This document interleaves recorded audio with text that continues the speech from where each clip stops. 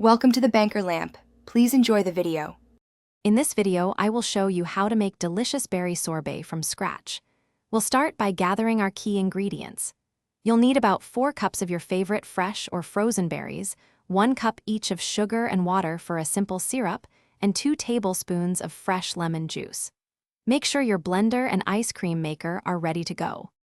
Next, let's prepare the simple syrup, which is the sweet foundation of our sorbet.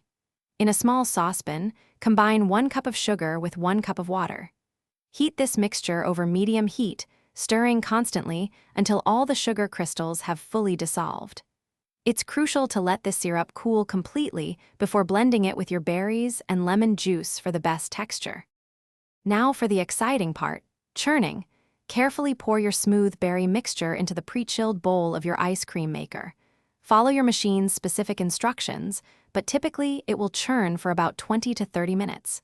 You'll know it's ready when it reaches a delightful soft serve consistency. Once churned, transfer this lovely, soft sorbet into an airtight container. To achieve that perfect scoopable texture, place your container of sorbet into the freezer for at least 2 to 4 hours.